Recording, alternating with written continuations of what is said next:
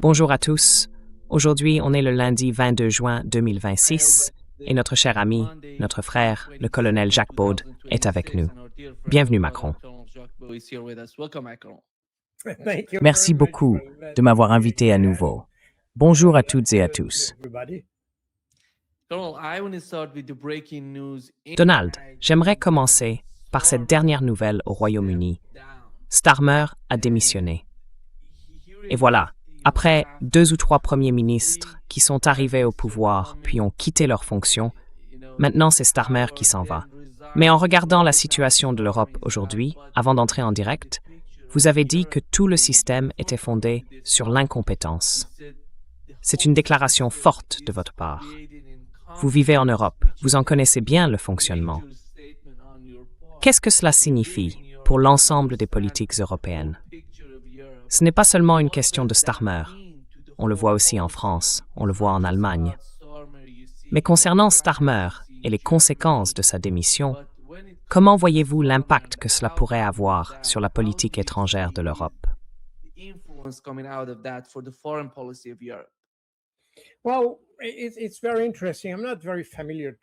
Eh bien, c'est très intéressant.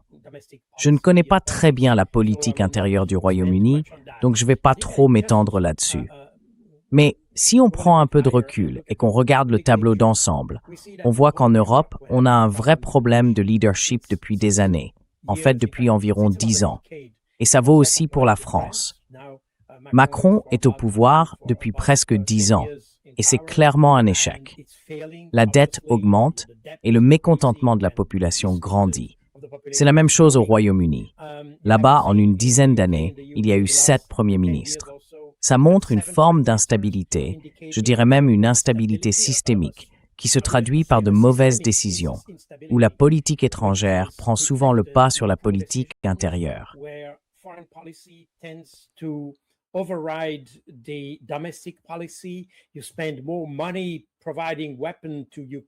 Vous dépensez plus d'argent pour fournir des armes à l'Ukraine que pour résoudre les problèmes sociaux et intérieurs de votre propre pays. C'est la même chose en Allemagne. En Allemagne aussi. Par exemple, quand on parle des chemins de fer, autrefois ils étaient d'une précision incroyable, très fiable, tout ça. Aujourd'hui, c'est une blague, vraiment une blague. Littéralement. Je veux dire, quand on va en Allemagne, moi j'y allais de temps en temps. Enfin, j'y allais. Maintenant, c'est interdit. Merci, Union européenne. Je n'ai plus le droit d'entrer en Allemagne. Mais quand je voyageais là-bas, je prenais le train. Et quand je disais ça à mes homologues allemands, ils riaient. Ils me disaient, eh bien, au moins, quelqu'un ose encore prendre le train, parce que c'est complètement dysfonctionnel.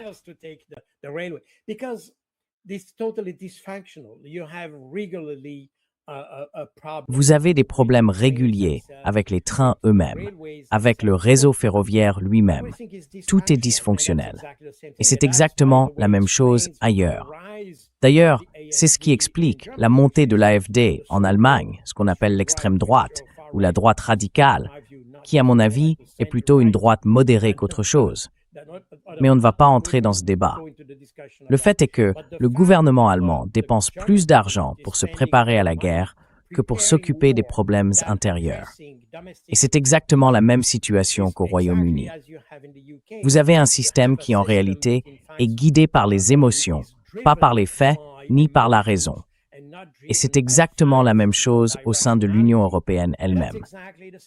Comme je l'ai déjà dit, j'ai été sanctionné par l'Union européenne, par des gens qui, manifestement, ne savaient pas ce qu'ils faisaient.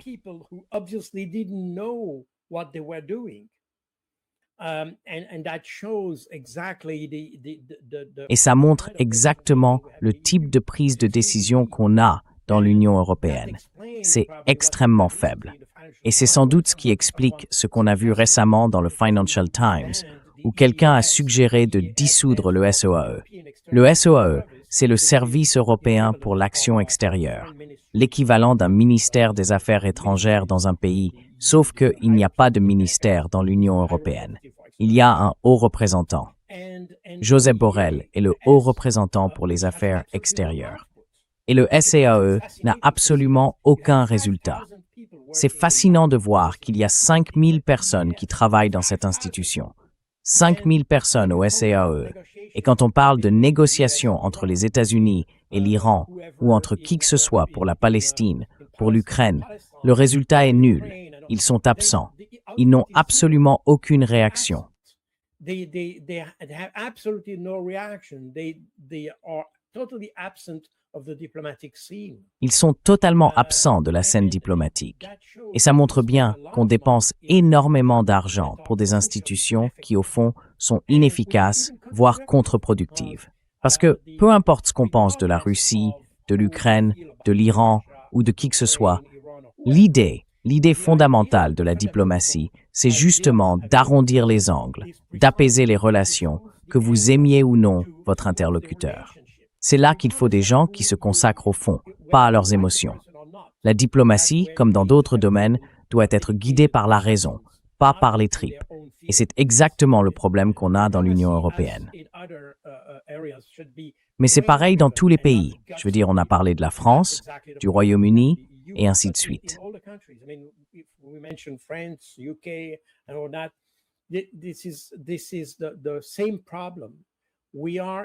C'est exactement le même problème. On vit une période où on a des dirigeants incompétents et tout le système favorise la montée de ces dirigeants incompétents. Ils sont très jeunes, ils n'ont presque aucune expérience de la vie, probablement même pas d'expérience professionnelle. Vous savez, ce sont des apparatchiks, comme on disait à l'époque du système soviétique. Ce sont des gens du parti. Ils grandissent à l'intérieur du parti, mais ils n'ont pas d'expérience réelle de la vie. Ils ne travaillent pas dans une usine, ni dans une entreprise, rien de tout ça. Ils font juste carrière dans le parti. Et ensuite, ils se retrouvent à la tête d'un ministère ou quelque chose du genre. C'est exactement le cas de Macron. Ces gens-là n'ont absolument aucune expérience, d'aucune sorte.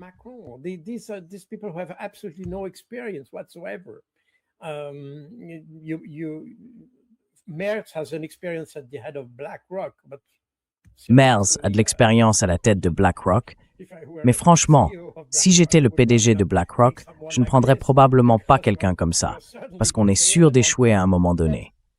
Mais bon, on voit ce genre de personnes, très jeunes, sans vraie expérience, sans expérience politique, sans capacité à évaluer les choses. Et on voit bien qu'ils n'évaluent pas correctement, qu'ils n'ont pas de vrai processus analytique ou intellectuel. Ils se contentent de raconter une histoire. Tout ce qu'on décide en Europe repose sur des récits, pas sur une réflexion rationnelle. C'est pour ça que tout échoue. Vous voyez, donc c'est pas une surprise. D'ailleurs, pour Keir Starmer, ça faisait des mois qu'on prédisait qu'il allait démissionner parce qu'il n'est tout simplement pas à la hauteur.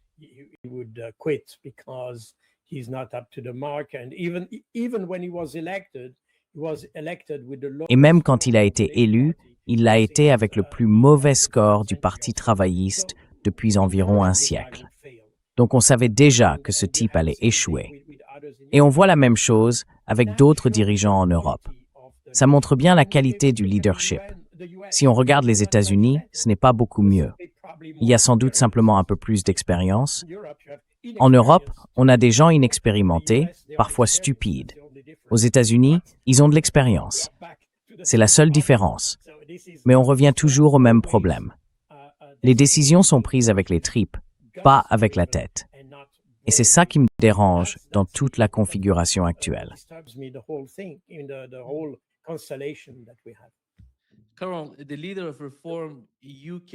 Colonel, le chef de réforme UK, Nigel Farage, vient d'appeler à des élections générales après la démission du Premier ministre, Keir Starmer.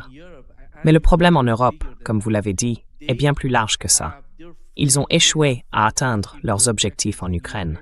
Et pourtant, ils continuent. Le Royaume-Uni reste la principale source d'aide à l'Ukraine. Ils produisent des drones, ils soutiennent l'Ukraine sur les plans politiques, géopolitiques, économiques, et ils exercent des pressions sur... Il y a tellement de liens avec l'establishment américain dans ce soutien à l'Ukraine. Et puis on voit ce qui se passe au Moyen-Orient, en Asie de l'Ouest, avec cette nouvelle guerre qui éclate, et ils n'ont aucun poids pour participer à la moindre discussion. Comme vous l'avez souligné, Ils sont totalement absents. Mais ce qui me choque, c'est que personne ne semble se soucier de ce qui arrive à l'Europe. Où est passée leur vision stratégique? Où est-elle?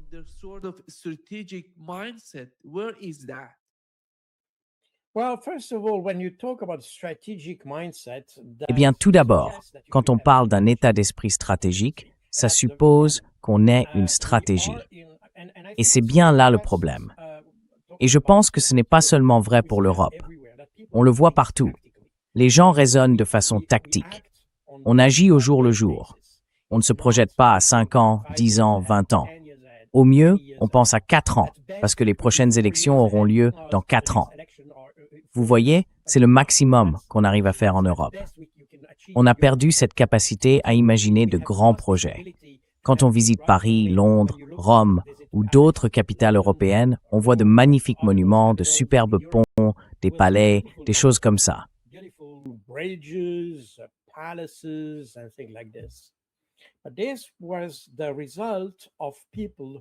Mais tout ça, c'est le résultat de personnes capables de projeter leurs idées sur un siècle, ou au moins sur un quart de siècle.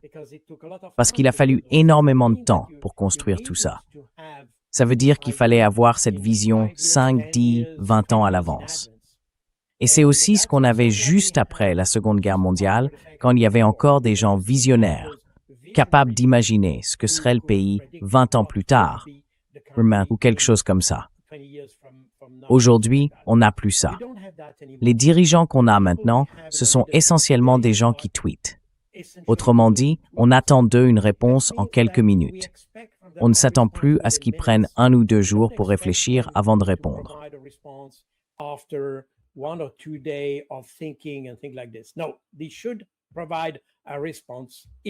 Non, ils devraient répondre tout de suite.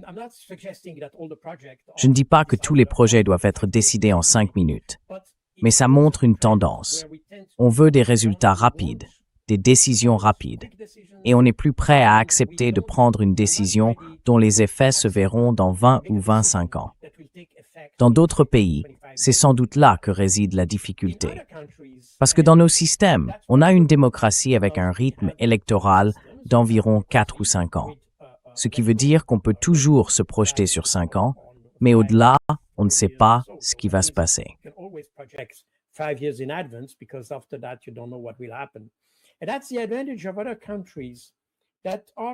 Et c'est là l'avantage d'autres pays qui, d'une certaine manière, offrent moins de diversité dans leur direction parce que les dirigeants restent plus longtemps, comme en Russie, en Chine, en Inde et ailleurs. Leur avantage, c'est qu'ils peuvent concevoir des projets sur le long terme, sur 20 ans ou plus, et qu'ils bénéficient d'une forme de continuité dans la gestion que nous avons tendance à éviter en Europe. C'est particulièrement vrai dans un système d'alternance, où le pouvoir passe du centre droit au centre gauche, et ainsi de suite. En France, c'est très visible. Quand un nouveau gouvernement arrive, la première chose qu'il fait, c'est déconstruire tout ce que le précédent a mis en place. Et donc, on repart à zéro à chaque fois. C'est une énorme perte de ressources.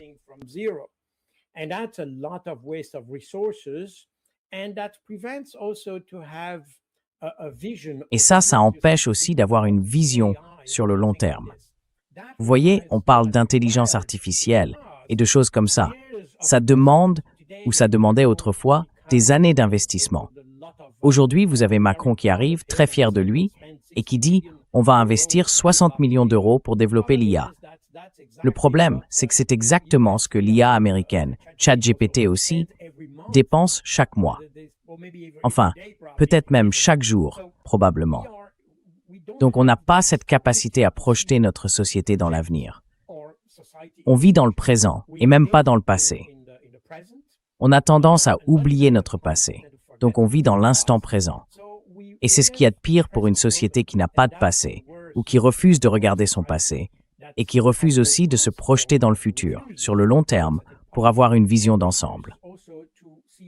On agit toujours de manière tactique, alors que la stratégie, c'est pas la somme des tactiques. Strategy is not the addition of tactics. That's very important to understand. C'est très important de le comprendre. La stratégie, c'est plus que la somme des tactiques. Et c'est justement là qu'on échoue. Parce qu'en pensant de manière tactique ou en avançant action par action, jour après jour, on ne peut pas créer la valeur ajoutée qui fera la différence dans 10 ou 20 ans. C'est exactement le contraire de ce que font les Chinois. C'est pour ça qu'ils sont supérieurs. Ce n'est pas seulement... Enfin, ils ont commencé avec moins d'argent que nous, et sans doute avec moins de scientifiques, moins d'écoles, moins d'investissements. Mais ils vont plus loin, parce qu'en regardant loin devant et en planifiant sur 10 ans, on peut aussi mieux répartir ses ressources.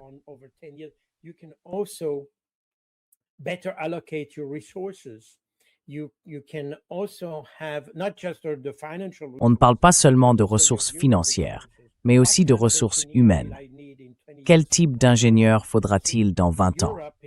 Vous voyez, l'Europe ne forme plus vraiment d'ingénieurs. Si on regarde des pays comme la Belgique, par exemple, les gens veulent surtout avoir un papier. Je veux dire, ils veulent un certificat, un diplôme, peu importe lequel. Parce qu'au final, personne n'est embauché en fonction de ce qu'il a étudié. C'est pour ça qu'il y a beaucoup de gens qui font des études de droit, de sciences politiques, de sciences sociales ou encore de littérature. Des domaines qu'on peut utiliser un peu partout, quel que soit l'endroit où l'on travaille.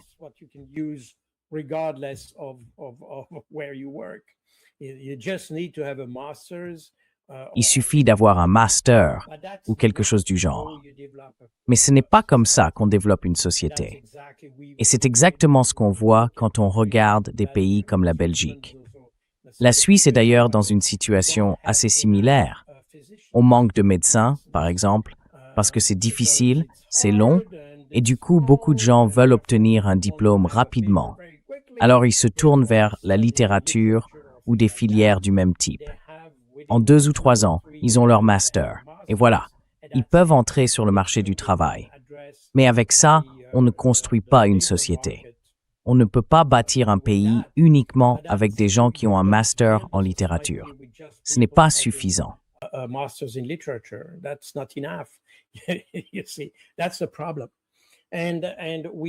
Vous voyez, c'est bien ça, le problème. Et c'est le type de société dans lequel on vit aujourd'hui. On n'arrive plus à se projeter dans le temps. Et c'est exactement ce que je constate quand je regarde ce qui se passe au Royaume-Uni, puisque c'était votre question au départ. Quand la direction change aussi souvent, comment peut-on imaginer une forme de continuité dans l'action? On ne peut pas. Et donc, ça veut dire qu'il n'y a pas de cohérence stratégique, pas de constance dans la prise de décision.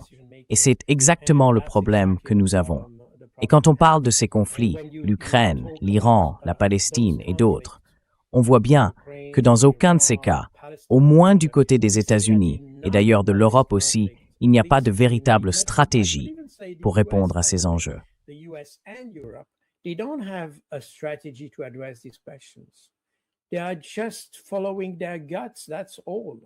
Ils suivent juste leur instinct, c'est tout. Et ceux qui ont une stratégie, eux, savent exactement ce qu'ils veulent atteindre, et ils avancent dans cette direction. Ce n'est donc pas étonnant que l'Iran ait, on peut le dire, gagné cette manche. Pas la guerre, pas encore, mais cette manche. Parce qu'ils savaient précisément ce qu'ils voulaient. Si on regarde la dernière version, celle qui a été signée du protocole d'accord, elle reflète la position que l'Iran défendait déjà auparavant. On voit bien que ceux qui gagnent, ce sont ceux qui savent où ils vont, et ceux qui perdent, ce sont ceux qui ne savent pas où ils veulent aller.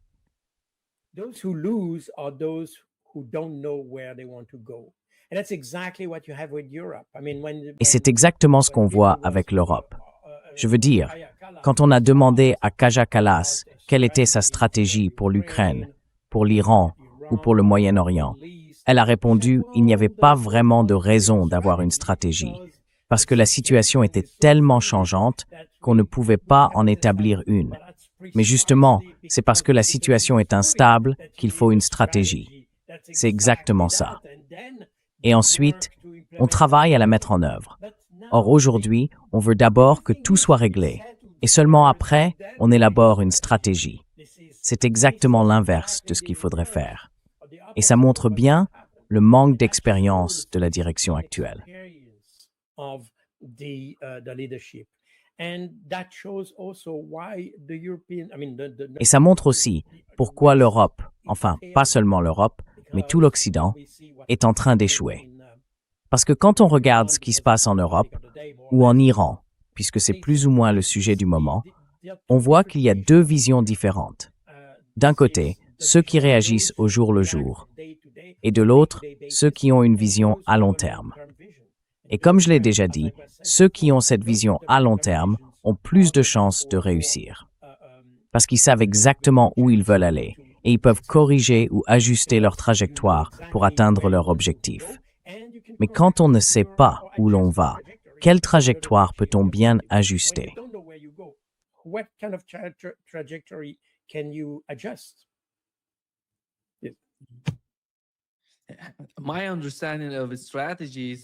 Pour moi, une stratégie, c'est avant tout une vision à long terme, pas à court terme. Mais Kaja Kallas est vraiment impressionnante, d'une certaine manière. Colonel, revenons à ce qui se passe entre l'Iran et les États-Unis. On a enfin eu la deuxième rencontre entre l'Iran et les États-Unis. Et il n'y avait pas que ces deux acteurs. Le gouvernement du Qatar et celui du Pakistan participaient aussi aux discussions ou au sommet en Suisse, votre pays.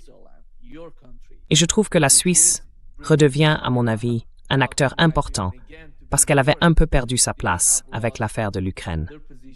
Mais si quelque chose se concrétise en Suisse, alors oui, la Suisse pourrait redevenir importante. Je sais ce que vous pensez. No, it's not. I mean, sorry to interrupt you. You're very Non, kind pas because, du tout. I'm Swiss, so Enfin, pardon de vous interrompre. Vous êtes très aimable, sans doute parce que je suis suisse, alors vous êtes gentil avec moi. C'est très sympa. Mais soyons un peu critiques là-dessus. La raison pour laquelle la première discussion, ou plutôt les discussions, les négociations qu'on a eues en février, ont eu lieu à Genève, ce n'était pas à cause de la qualité de la diplomatie suisse. C'était simplement une question logistique pour les États-Unis. À ce moment-là, ils voulaient mener en même temps deux négociations différentes, l'une entre les États-Unis et l'Ukraine et l'autre entre les États-Unis et l'Iran. Au départ, ces deux négociations devaient se tenir dans des endroits différents.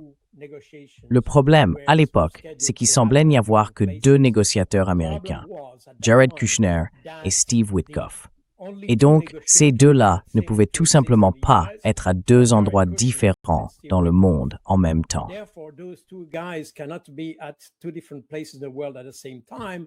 And for that reason, the US decided. Et c'est pour cette raison que les États-Unis ont décidé que les deux négociations se tiendraient au même endroit, à Genève, parce que c'était le meilleur lieu pour le faire.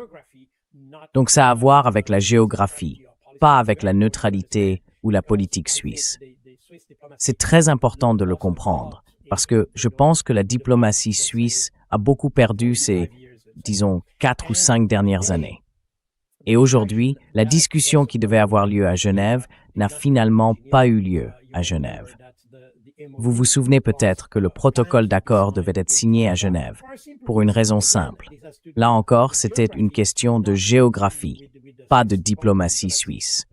C'est parce que Évian, l'endroit où se tenait le G7, est tout près de Genève. C'est une ville française, juste au bord du lac Léman. Et c'est une toute petite ville, très jolie d'ailleurs. Tiny town, a very nice town, by the way. And the French wanted to have the G7. Les Français voulaient organiser le G7 à cet endroit pour que ce soit plus facile à gérer en cas d'émeute, de manifestation ou de choses de ce genre. Mais en réalité, en faisant ça, c'est Genève, en Suisse, qui a dû faire face aux manifestations et aux débordements, parce que les gens ne pouvaient pas atteindre Évian, qui est tout près. L'idée de signer le mémorandum, c'était que puisque le G7 se tenait dans la région, il serait très simple de faire venir le président des États-Unis en hélicoptère jusqu'à Genève, dans un lieu sécurisé, signer le protocole d'accord, puis repartir aussitôt, puisque c'était tout à côté. Mais ça ne s'est pas passé comme ça. Macron a réussi à entraîner Donald Trump à Versailles, près de Paris, donc assez loin. Et la discussion qui a suivi, parce que le protocole d'accord n'est qu'une porte ouverte vers une négociation, devait marquer le début du skiing.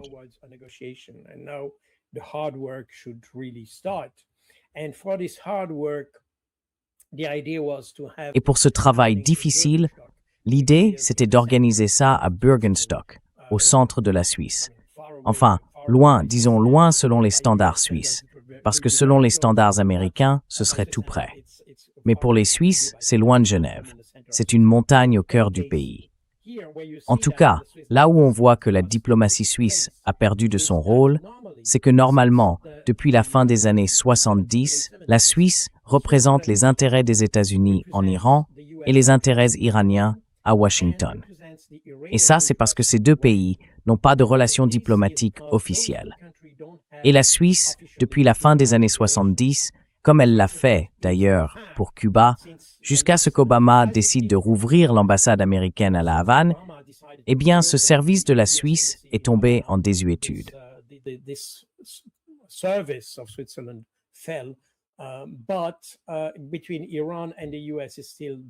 Mais entre l'Iran et les États-Unis, c'est toujours là.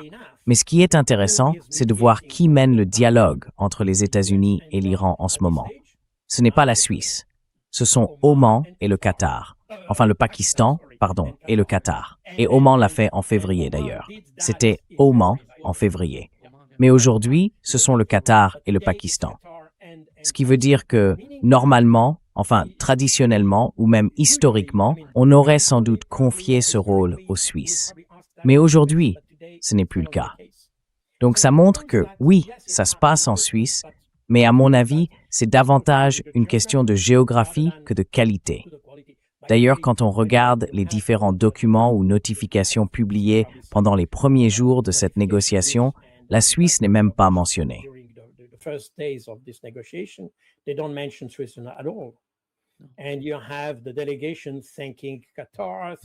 Et là, on voit la délégation remercier le Qatar, remercier le Pakistan, mais pas un mot pour la Suisse.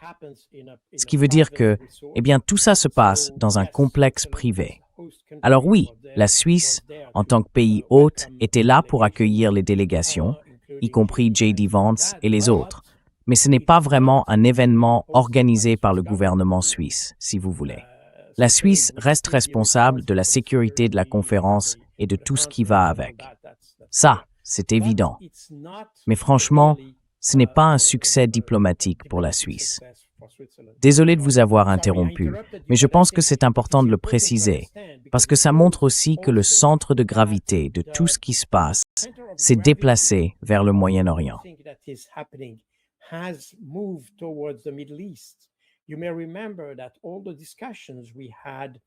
Vous vous souvenez peut-être que toutes les discussions entre les États-Unis, l'Ukraine et la Russie ont eu lieu à Jeddah, à Istanbul, à Riyad, bref, au Moyen-Orient, mais pas en Europe. Et ça montre bien l'importance de la diplomatie moyen-orientale dans la situation actuelle. Et je pense que c'est là la leçon à retenir. Sans doute à cause de la géographie, peut-être aussi d'un certain avantage logistique, il y aura toujours des réunions, des rencontres en Europe. Mais ceux qui font vraiment avancer les choses, ce sont les autres diplomaties. Souvenez-vous, en 2024, 2025, de toutes ces discussions entre l'Arabie saoudite et l'Iran. Elles ne venaient pas d'Europe, ni d'ailleurs de la Suisse, mais bien de la Chine, de l'Inde et de la Russie, qui sont désormais les nouveaux acteurs.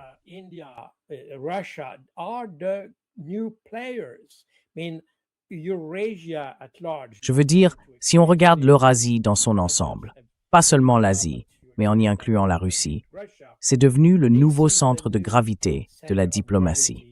Et bien sûr, c'est lié au développement des BRICS et à tout ce qui va avec. Mais ça montre aussi le déclin de l'Occident dans sa capacité à traiter les grandes questions mondiales, les problèmes de sécurité régionale et même les enjeux régionaux tout proches de l'Europe. Le Moyen-Orient, par exemple, est plus proche de l'Europe que des États-Unis. Et pourtant, l'Europe y est totalement absente. Elle n'a absolument aucune stratégie. Elle ne sait pas quoi faire. Et même elle refuse d'en avoir une, sous prétexte que la situation est trop instable. En clair, ça veut dire qu'elle n'existe tout simplement pas sur la scène.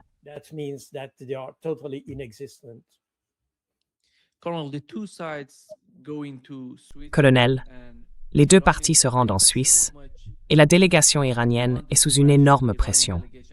Cette pression vient de ce qui se passe, ou plutôt de ce qui se passait, entre Israël et le Liban, les attaques dans le sud du Liban et les ripostes du Hezbollah.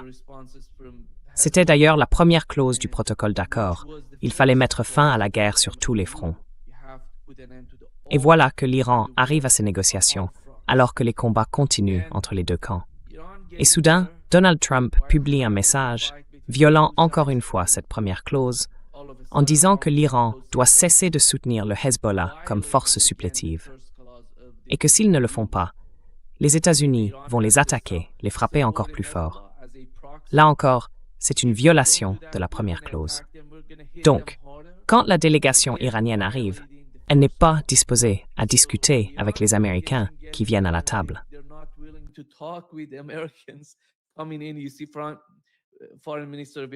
Vous voyez le ministre des Affaires étrangères d'Iran arriver et discuter avec le premier ministre du Pakistan en disant « On va partir, on ne va pas rester ici, on en a fini avec la situation avec les États-Unis. » Et là, vous voyez le visage de J.D. Vance, complètement choqué, surpris. Qu'est-ce qui se passe? Je pense qu'il n'était pas au courant que Donald Trump avait publié ce message. Parce que Donald Trump est imprévisible, vous le savez bien. Et quand on regarde ce qu'il a fait, vous envoyez votre vice-président, vous envoyez votre délégation de négociation américaine en Suisse, et tout à coup, vous torpillez tout, vous détruisez tout. C'était un moment de rupture d'une certaine façon. Beaucoup disaient que l'Iran allait partir, mais finalement, ils sont restés.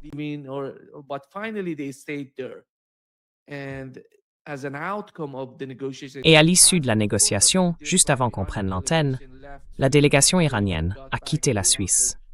Ils sont rentrés en Iran, ou en tout cas, ils sont en route pour l'Iran.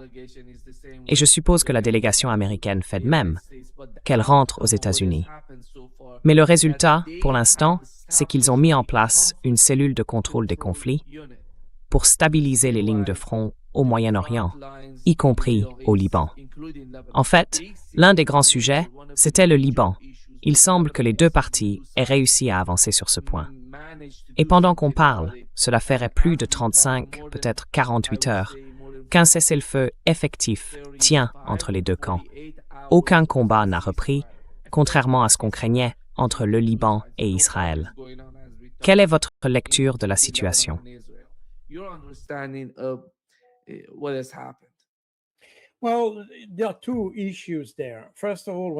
Eh bien, il y a deux points ici. D'abord, quand on regarde le protocole d'accord, on voit clairement que c'est un accord entre deux parties, les États-Unis et l'Iran. Mais on a déjà parlé de ce conflit à de nombreuses reprises, et on sait très bien qu'il n'y a pas deux parties, mais trois. En réalité, il y a Israël, les États-Unis et l'Iran, évidemment. Et pour une raison ou une autre, le protocole d'accord exclut l'une de ces parties. Je pense que c'est une erreur à un certain moment, parce que je peux, disons, comprendre la position des Israéliens quand ils disent « Nous n'avons pas participé à la discussion, donc nous n'avons pris aucun engagement ». Autrement dit, c'est un engagement des États-Unis, mais pas de leur part. Et d'après ce qu'a déclaré le département d'État, comme l'a rappelé Marco Rubio, et c'est d'ailleurs visible sur le site du département d'État, l'implication des États-Unis s'est faite à la demande d'Israël. Ce qui veut dire qu'Israël n'est pas une partie secondaire dans cette affaire.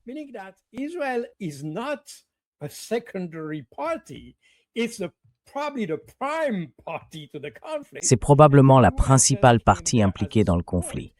Les États-Unis sont simplement venus en soutien parce que Donald Trump est faible et qu'il n'a pas su résister aux exigences d'Israël. Et maintenant, Israël est exclu du protocole d'accord, ce qui pose un vrai problème, parce que, encore une fois, tout ce qui a été signé entre l'Iran et les États-Unis n'implique pas directement Israël, ni ne l'engage sur les résultats de ce protocole. Donc pour moi, c'est une faille.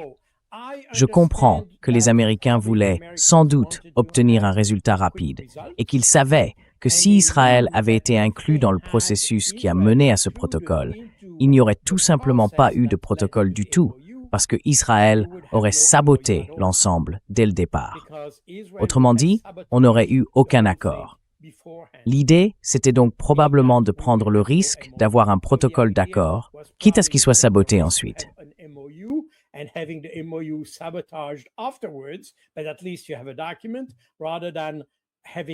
Mais au moins, il y a un document, plutôt que d'avoir Israël inclus dès le départ et de n'avoir aucun protocole d'accord du tout. C'était donc un vrai dilemme. Et c'est sans doute la raison pour laquelle les États-Unis ont préféré qu'Israël soit, disons, influencé, entre guillemets, par eux. Et là, on arrive au deuxième problème. Les États-Unis surestiment leur capacité à influencer leurs partenaires. Ce n'est pas nouveau. On a vu exactement le même scénario lors du dialogue entre la Russie et les États-Unis à Anchorage, en Alaska. Apparemment, ils en sont arrivés à certaines conclusions, ou du moins à quelques idées. Et il semble que Donald Trump se soit engagé à convaincre l'Ukraine et les Européens de suivre ces discussions pour parvenir à un accord fondé sur ce qui avait été discuté à Ankara. Mais il n'a pas réussi. Il n'a pas réussi à convaincre les Ukrainiens et il n'a pas réussi à convaincre les Européens.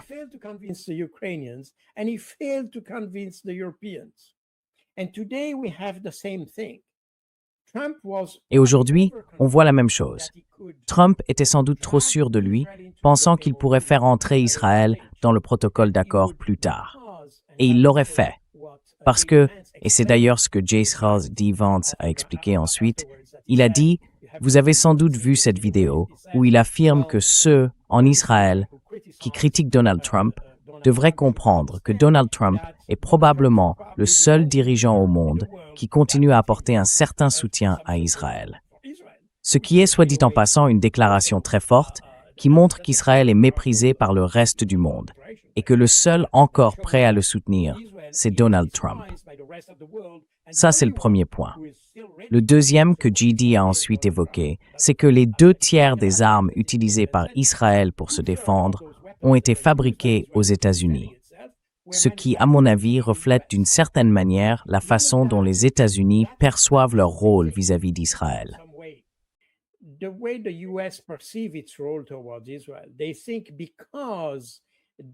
Ils pensent que parce qu'ils fabriquent ou fournissent des armes et qu'ils ont de l'argent, Israël devrait leur obéir. Et je crois que c'est une mauvaise perception du côté américain. Israël ne suit pas les États-Unis par respect pour eux. Et vous savez, ici, ce n'est pas l'Europe. En Europe, il y a ce sentiment-là. Prenez la Belgique, par exemple. Ils ont une admiration pour les États-Unis, parce qu'en 1944-45, ils ont été libérés par eux. Et donc, encore aujourd'hui, dans la population, même chez ceux qui n'aiment pas Donald Trump ou qui n'approuvent pas la politique américaine, il reste un profond respect pour les États-Unis à cause de cette histoire. Mais en Israël, ce n'est absolument pas le cas. Ils n'ont aucun respect pour les États-Unis. Ils voient simplement les États-Unis comme un instrument de la politique étrangère israélienne. Point final.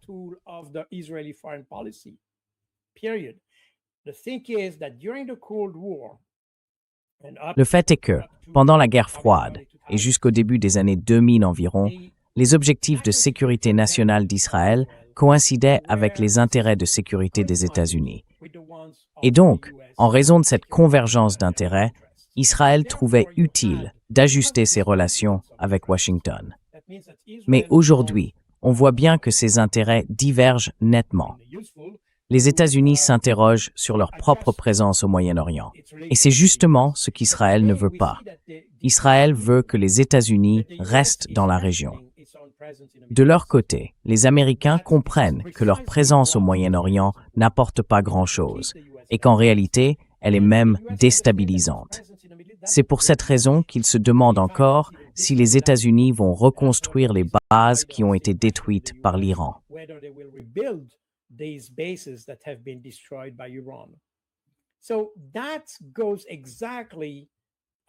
Donc ça va exactement à l'envers de ce que veut Israël.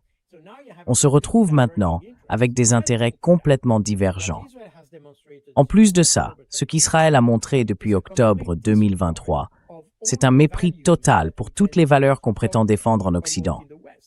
Je dis bien on prétend, Parce qu'en réalité, on ne le fait pas, mais on dit qu'on le fait. Bref, tous ces droits humains et tout le reste. Au final, on voit Kaja Kallas, par exemple, qui soutient ces violations, simplement parce qu'elle n'ose pas dire aux Israéliens qu'elle ne veut pas cautionner ça. Donc, par défaut, elle les accepte. Et ça vaut aussi pour Jean-Noël Barrot, Emmanuel Macron, Keir Starmer, Friedrich Merz et tous ces gens-là. Friedrich Merz and all these guys, they don't dare to tell Israel that they won't. Ils n'osent pas dire à Israël qu'ils sont prêts à le soutenir, mais pas à soutenir ce qu'il fait. Et donc, si Israël ne change pas de comportement, ce soutien finira par disparaître. Israël considère le soutien qu'il reçoit de l'Occident comme acquis, point final. Et si ça ne fonctionne plus, il y a suffisamment de groupes de pression ou de lobbies, appelez-les comme vous voulez, au sein de l'Union européenne, dans certains États, en Allemagne, en France et bien sûr aux États-Unis. Ces groupes peuvent influencer la politique aussi bien intérieure qu'étrangère de ces pays. Et c'est là qu'Israël est beaucoup plus fort que d'autres. C'est pourquoi, à mon avis, les États-Unis sous-estiment dangereusement, ou plutôt surestiment, l'influence qu'ils ont réellement sur Israël.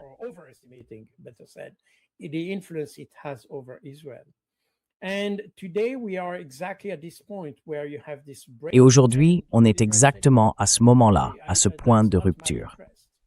Israël a dit « Non, désolé, ce n'est pas dans mon intérêt ». Et comme les Européens ne vont pas réagir, parce que ce qui se passe au Liban, comme ce qui s'est passé à Gaza, en Cisjordanie ou à Jérusalem-Est, ce sont des choses que l'on sait depuis des décennies, contraires au droit international. On le sait. Et je vous rappelle même cette décision, ou plutôt cet avis, de la Cour internationale de justice, qui a déclaré que la présence israélienne, je veux dire l'ensemble de la présence israélienne dans les territoires palestiniens occupés, est illégale. Point final. Et la Cour internationale de justice demande à tous les pays de soutenir Israël pour résoudre ce problème.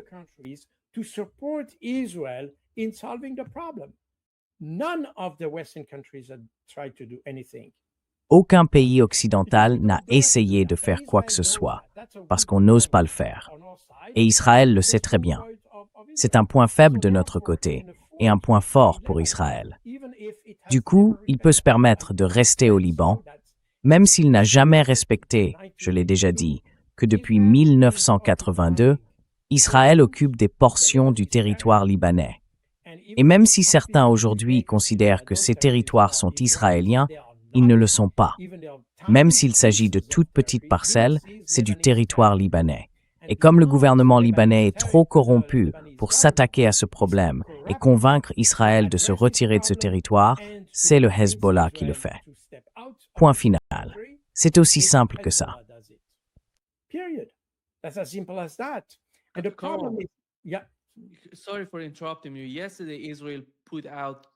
Désolé de vous interrompre.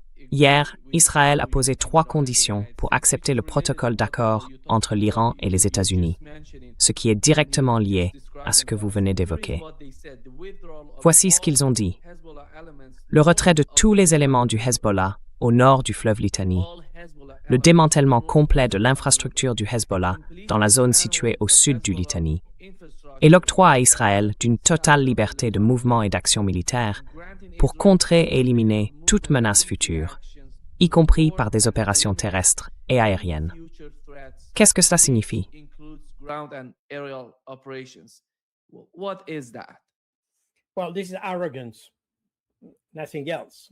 Eh bien ça, c'est de l'arrogance, rien d'autre.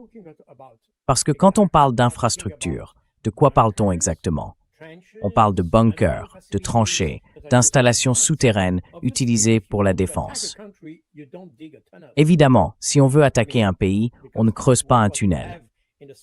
Ce qu'on trouve dans le sud du Liban, c'est un peu la même chose que ce qu'on faisait pendant la Seconde Guerre mondiale en Suisse. On creusait des tunnels avec des positions pour mitrailleuses et ce genre de choses. On stockait les armes, les munitions, tout ça sous terre, pour défendre le territoire. Quand on veut attaquer, il faut un système mobile, une armée mobile, si vous voulez. Or, le Hezbollah n'a pas de véhicules blindés ni rien de ce genre. Donc, c'est pas une structure conçue pour attaquer Israël. that is designed to attack Israel. By the way, the Hezbollah has no claims. D'ailleurs, le Hezbollah ne revendique aucun territoire israélien. Et c'est là toute la différence entre le Hezbollah et les Palestiniens. Les Palestiniens revendiquent l'ensemble de la Palestine, ce qui inclut ce que nous appelons Israël. Je dis ce que nous appelons Israël parce qu'Israël n'a pas défini ses frontières. C'est pour cette raison-là. Et c'est ce qui rend toute cette question assez difficile à comprendre.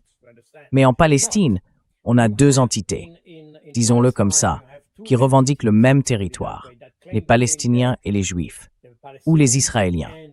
Ils revendiquent le même territoire. Ce n'est pas le cas avec le Hezbollah. Le Hezbollah ne revendique aucun territoire israélien. Le Hezbollah revendique uniquement un territoire libanais.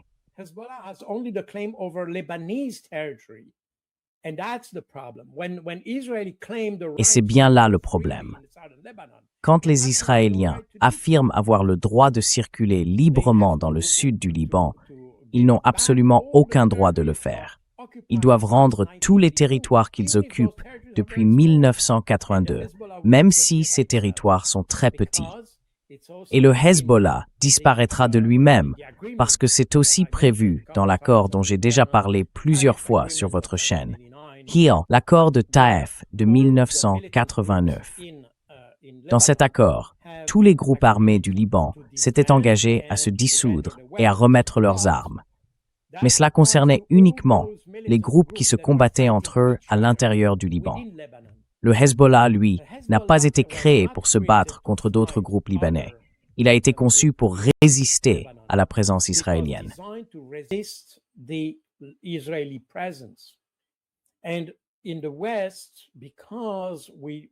Et en Occident, pour contourner tout ça, on a d'abord désigné le Hezbollah comme une organisation terroriste, alors que ce n'en est pas une. Je veux dire, encore une fois, le mot terroriste n'a pas de définition internationale. En gros, chacun peut décider de ce qu'il veut que ça signifie. Mais le Hezbollah n'a jamais mené d'attentat en Israël dans le but de renverser le gouvernement ou quelque chose de ce genre. Leur objectif, c'est de récupérer le territoire qui appartient au peuple libanais. Et tant que cette menace israélienne existe, le Hezbollah est autorisé à garder ses armes. Ça fait partie de l'accord national. C'est pour ça qu'on voit le Hezbollah compléter l'armée libanaise dans le sud du Liban. C'est voulu, c'est prévu comme ça.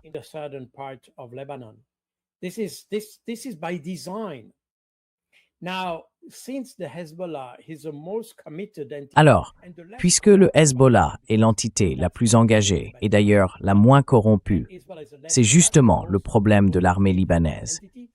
Et que le Hezbollah est à la fois le plus intègre et le plus dévoué, évidemment, Israël voudrait le démanteler, parce qu'ils savent très bien que ce sont les meilleurs combattants. Mais encore une fois, c'est toujours la même chose. Quand on attaque un pays, il faut s'attendre à ce que ce pays réagisse et se défende.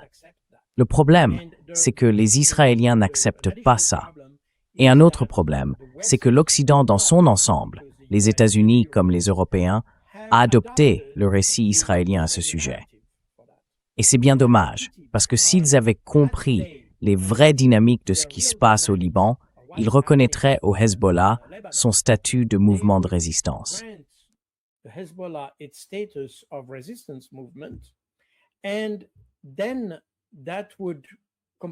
Et là, ça changerait complètement la perception du problème. Parce que ça voudrait dire que si on ne veut pas de mouvement de résistance, alors Israël devrait se retirer et donner la garantie qu'il ne reviendra pas.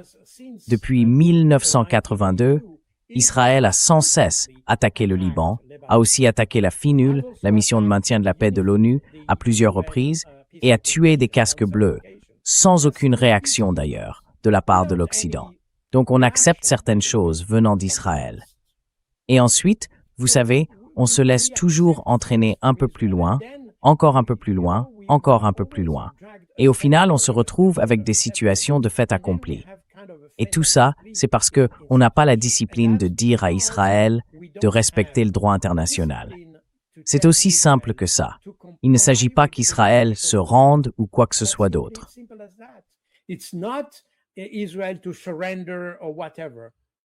Israel has just to comply with international law, not attacking Israël doit simplement respecter le droit international, ne pas attaquer les autres et ne pas considérer le monde entier comme un ennemi. Cette situation paranoïaque d'Israël a créé un État qui semble n'exister qu'à travers la confrontation avec les autres. Et c'est là le problème essentiel d'Israël. Je doute d'ailleurs que le Hezbollah accepte de rendre ses armes. Et je dirais même que si on continue sur cette voie, cela pourrait créer de nouveaux problèmes au Liban lui-même. Le Liban a une structure très fragile. Il a connu cette guerre civile dans les années 70 et il n'a jamais vraiment réussi à en sortir. Je veux dire, officiellement, oui. Mais en réalité, dans les années 60 et 70, le Liban était considéré, enfin, on l'appelait la Suisse du Moyen-Orient. Mais cela fait bien longtemps qu'on n'utilise plus cette expression pour parler du Liban, parce qu'il est devenu extrêmement Au Moyen-Orient, on l'appelle la mariée du Moyen-Orient. La mariée est tellement belle. C'est tout ce qu'on peut rêver. C'est pour ça qu'on l'appelle comme ça.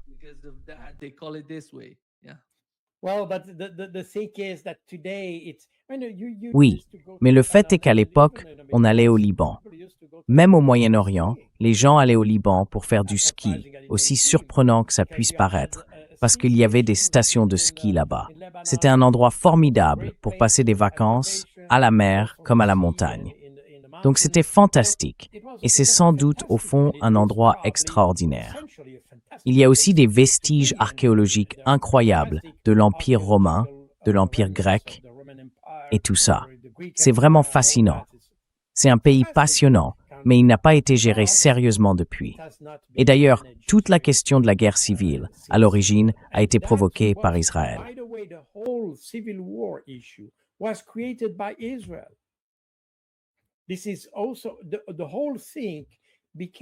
C'est aussi comme ça que tout a commencé, parce qu'Israël n'arrivait pas à gérer la situation.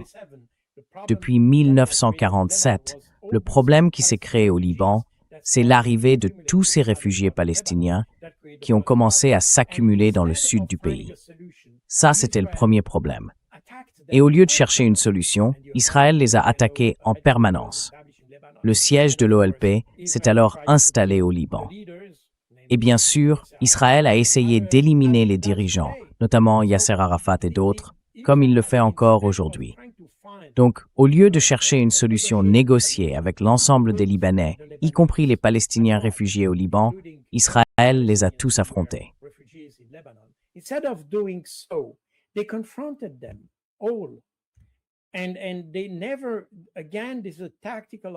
Et ils n'ont jamais eu, encore une fois, c'est une approche tactique, ils n'ont jamais eu d'approche stratégique du problème.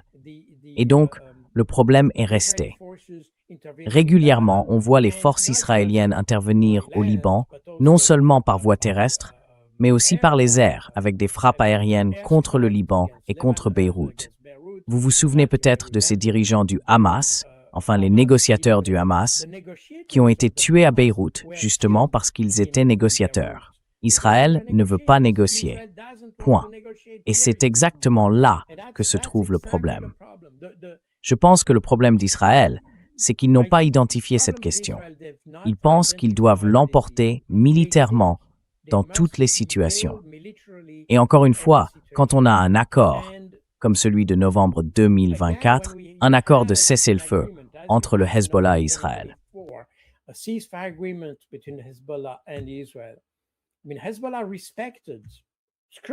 Je veux dire, le Hezbollah a respecté l'accord scrupuleusement. Qui a échoué à le mettre en œuvre? Israël. Ils n'ont même pas respecté le calendrier prévu dans l'accord. Ils sont restés sur place et finalement, ils ont décidé d'établir une présence permanente dans le sud du Liban, alors qu'il avait été décidé qu'ils devaient retirer toutes leurs troupes. Et ça, c'était en 2024. Ce qu'on voit aujourd'hui, c'est exactement la conséquence de cette mauvaise décision de 2024. On passe donc de crise en crise, parce qu'Israël refuse systématiquement d'appliquer sa part de l'accord. Et à la place, s'ils ont besoin d'une zone tampon, eh bien, ils sont libres d'en créer une sur leur propre territoire.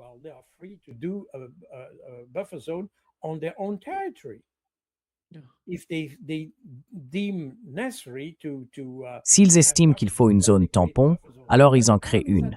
Mais le problème, c'est qu'ils la prennent sur le territoire de l'ennemi, pas sur le leur.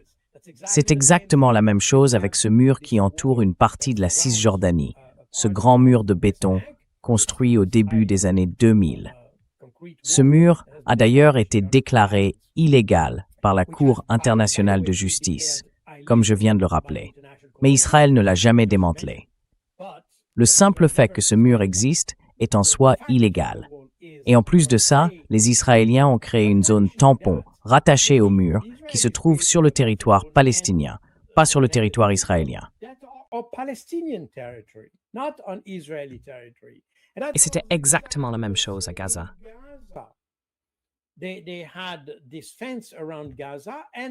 Ils avaient cette clôture autour de Gaza et une zone tampon à l'intérieur même de Gaza, ce qui réduit encore davantage la surface que les Palestiniens peuvent utiliser pour l'agriculture et tout le reste. C'est donc un système permanent d'érosion du territoire des autres, pour s'en approprier une partie à leur avantage. Et c'est une situation que les gens n'acceptent plus aujourd'hui. Parce qu'en réalité, dans n'importe quel pays, si vous voulez créer une zone tampon, vous avez le droit de le faire, bien sûr.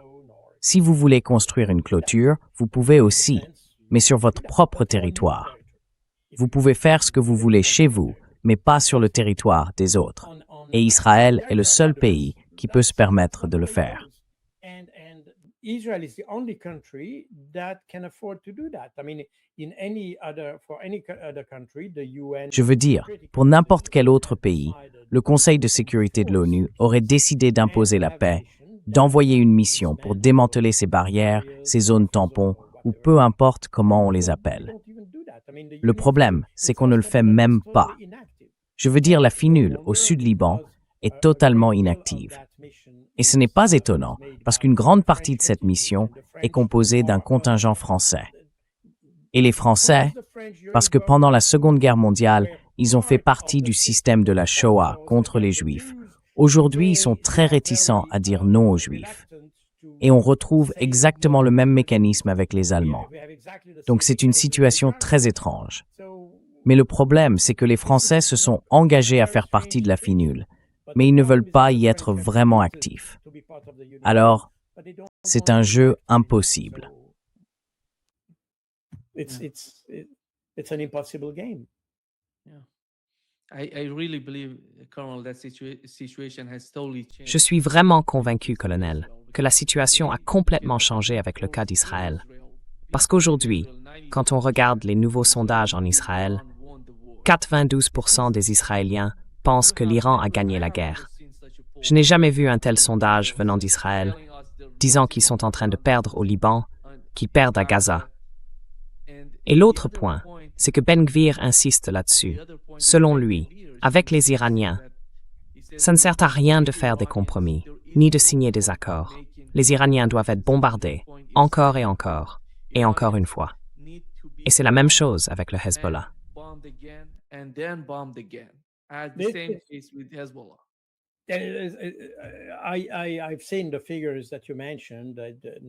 J'ai vu les chiffres dont vous parlez. C'est 92,1% qui estiment que l'Iran a gagné la guerre. Mais ne vous y trompez pas, ça ne veut pas dire qu'ils acceptent que l'Iran ait gagné. Ils constatent simplement que l'Iran a gagné. Et c'est exactement ce que vous évoquiez à propos de Ben Gvir et aussi de Gallant, le ministre de la Défense. Ça ne veut pas dire qu'ils l'acceptent et ils chercheront à se venger pour ça. C'est là que réside le danger. Que 92% des gens reconnaissent que l'Iran a gagné ne veut pas dire qu'ils admettent qu'Israël a perdu. Il faut être très prudent avec ça. En réalité, ça leur donne encore plus de marge pour être plus agressifs. C'est comme ça qu'il faut le comprendre. That's how you should understand that. And that's exactly what is reflected. Et c'est exactement ce qu'on entend dans ce que Katz et Ben Gvir viennent de dire, qu'ils ne quitteront jamais le Liban, quoi que disent les États-Unis. Et Katz, je ne me souviens plus exactement de ces mots, mais c'était dans le même esprit. Donc on a affaire à un pays qui est fanatique, au sens propre du terme, Et ça rend toute négociation avec eux très compliquée. D'ailleurs, j'ai évoqué le problème du protocole d'accord. Mais je pense que les États-Unis ont compris que faire intervenir les Israéliens avant la signature aurait simplement empêché ce protocole d'exister. Les Israéliens n'auraient jamais accepté qu'un tel accord voie le jour. Au moins, on en a un maintenant. Et ça nous donne une certaine marge de manœuvre. Mais c'est bien là tout le problème.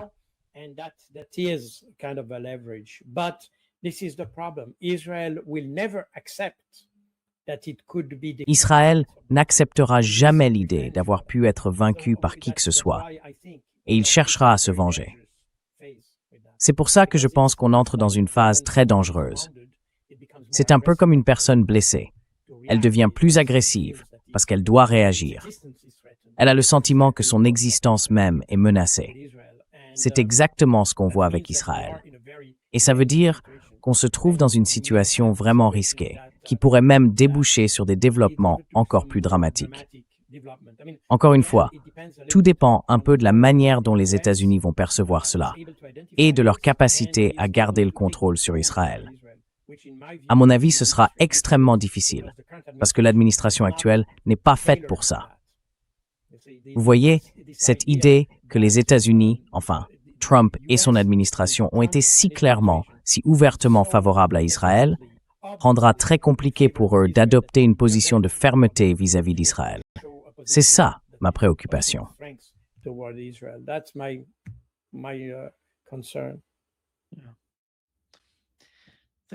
Merci beaucoup, Carl, d'être avec nous aujourd'hui. C'est toujours un vrai plaisir. C'était un plaisir. Merci, Deo.